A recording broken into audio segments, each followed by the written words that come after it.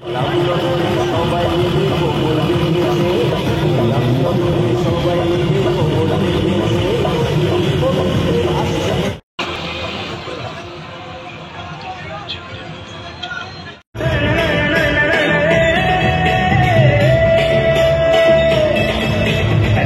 ভোরের স্বপ্ন দেখো উন্নয়নের আশা।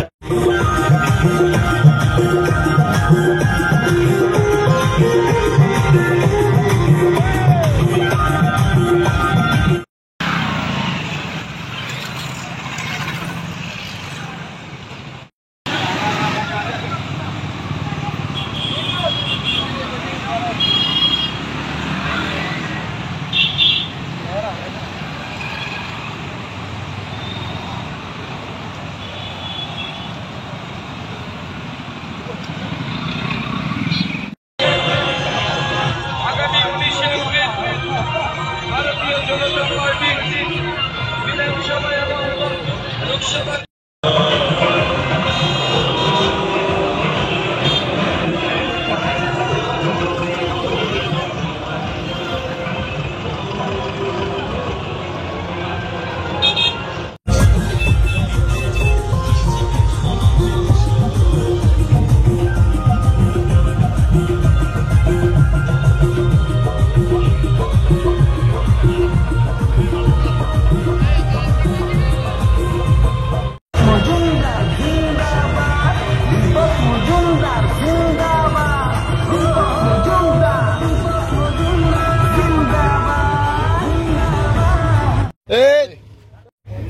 দেখুন, ত্রিপুরা রাজ্য আলাদা করে বলার কিছু নেই।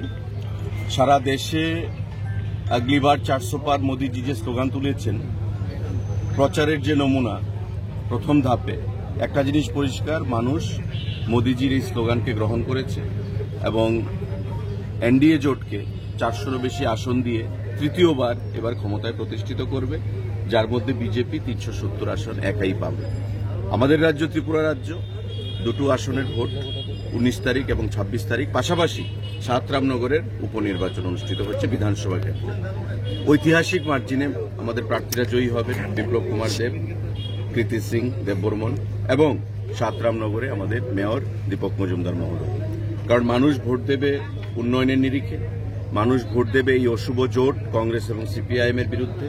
কারণ যারা বিগত দিনে ত্রিপুরা রাজ্যে হাজার হাজার মানুষকে খুন করেছে, কমিউনিস্ট পার্টি তাদের শাসনকালে বঞ্চনা করেছে, মানুষকে বিভ্রান্ত করেছে, শত্রুতার রাজনীতি সংগঠিত করেছে, আজকে তাদের সঙ্গে কংগ্রেস দল জোট করেছে এবং সে সমস্ত শহীদদের রক্ত তারা ভুলে গেছে। যারা সন্ত্রাসের শিকার হয়েছেন সেই সমস্ত পরিবারের কথা তারা ভুলে গেছে।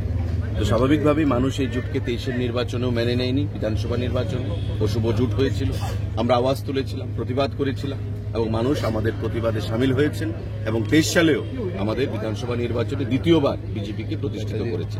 এবারও এই অশুভ জোটের বিরুদ্ধে আমরা সোচ্চার হয়েছি এবং সারা রাজ্যে একটাই স্লোগান উঠেছে যে অশুভ জোটের কোনো এজেন্ডা নেই, ইন্ডিয়া জোটের কোনো এজেন্ডা নেই, তাদের যেটা বলা হয় যে একটা aimless ship without a rudder, destination নেই, গন্তব্যস্থল নেই এই জোটের। একটাই লক্ষ্য, মোদিজিকে হারাতে হবে। এটা কোনো জোটের এজেন্ডা হতে পারে না। সুতরাং এবারকার নির্বাচনে বিগত দিনের সমস্ত রেকর্ডকে ম্লান করে দিয়ে নতুন রেকর্ড তৈরি হবে, ইতিহাস তৈরি হবে পশ্চিম এবং পূর্ব আসনে। এবং আমাদের যে উপনির্বাচন সাতরামনগর আসনে, সেখানে দীপক মজুমদার সাহেব একটা ঐতিহাসিক ভোটে জয়ী হবেন এবং প্রয়াত সুরজিৎ দত্তর যে স্বপ্ন ছিল রামনগরকে নিয়ে, সেই রামনগরের কাজ, উন্নয়নের কাজ ত্বরান্বিত হবে। ধন্যবাদ। রামনগর বিধানসভা উপনির্বাচনে বিজেপি প্রার্থী অনেক ভোটের ব্যবধানে জিতবে এবং লোকসভা নির্বাচনে পশ্চিম ত্রিপুরা আসনে বিপ্লব কুমার দেব উনিও প্রচুর ভোটের ব্যবধানে জিতবে। আমার ব্যক্তিগত অভিজ্ঞতা এবং রাজনৈতিক অভিজ্ঞতা আমি বলতে পারি, বিরোধী দলের প্রার্থী যারা রয়েছে তাদের জামানত জব্দ হবে, অর্থাৎ যা ভোট কাস্টিং হবে তার 1/6 কম যদি পায় তাহলে তার জামানত থাকে না। রতন দাসের জামানত থাকতে পারে না। উনি এমন কোনো ভালো কাজ অতীতে করেনি যে জন্য মানুষ ওনাকে ভোট দেয়। আর রামনগরের ভোটারদের আমি চিনি, তাদের মন মানসিকতা চিনি। তারা দীর্ঘদিন আমাদের প্রয়াত সুরজিৎ দত্তের পাশে ছিল এবং তারা উপযুক্ত প্রার্থী পেয়েছে, যাকে নিয়ে ওরা আগামী দিনে আমরা যেমন এক ত্রিপুরা শ্রেষ্ঠ ত্রিপুরা করতে চাই, এরকম একজন প্রার্থী পেয়েছে যাকে রামনগর মানুষ এতে অত্যন্ত খুশি। বিভিন্ন স্তরে আমাদের আলোচনা হয়েছে এবং ওনার প্রয়াত সোনুদার স্ত্রীও আমাদের দীপক মজুমদারকে সমর্থন করেছে এবং উনি বক্তব্য রেখেছেন। তো সুতরাং বিরোধী দলের এমনিতেই সিপিএম কংগ্রেসের কোনো কিছু নেই, আছে কি? কিচ্ছু নেই। সিপিএম কংগ্রেসের নাম আমি আগেও বলেছি, এই নির্বাচনের পরে সিপিএম এর বিরোধী দলের যে মর্যাদা এটা হারবে। এই নির্বাচনের পরে লোকসভা এবং নির্বাচনের পরে বিরোধী দলের বর্তমানে বিরোধী দল নেতা জিতেন চৌধুরী ওনার এই বিরোধী দল নেতা অর্থাৎ যে সংখ্যা থাকার কথা সিপিএম এর সাথে থাকবে না, আর কংগ্রেসের মাত্র একজন এমএলএ থাকবে আপাতত। এরপরে শেষ নির্বাচনে ওইটাও থাকবে না। কোনো প্রশ্ন আছে? একজন থাকবে আর বাকি যে রয়েছে তারা তো সব চলে আসবে। কেন থাকবে? কথাবার্তা কি চলছে? হ্যাঁ, ওরা তো চলে আসার জন্য এখনই বলছে এবং বিভিন্নভাবে সহযোগিতা করছে।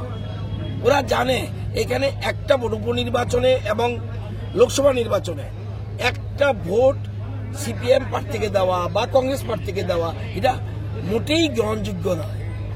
কত মানুষ খুন করেছে আমার কাছে লিস্ট দেখবেন। ওরা কোন লজ্জা ভোট চায়? এই আগরতলা শহরের সুখরাম দেববর্মা প্রকাশ্য ট্রাইবেল অফিসার ছিলেন এসডিএম। আপনারা সে সময় সাংবাদিকতা করেছিলেন কিনা জানি না। এখন পর্যন্ত কোনোদিন, যতদিন বামফ্রন্ট ছিল, কোনোদিন তদন্ত হয়নি। প্রকাশ্য দিবালোকে এবং মহাকরণের পাশে ওনাকে খুন করা হলো, কোনো বিচার নেই। দেবল দেবত্তা কে না জানে? এরকম অসংখ্য লিস্ট হয়েছে। আমাদের মধুসূদন শাহ এমএলএ, বহু এমএলএ খুন হয়েছে তাদের আমলে এবং তাদের সাথে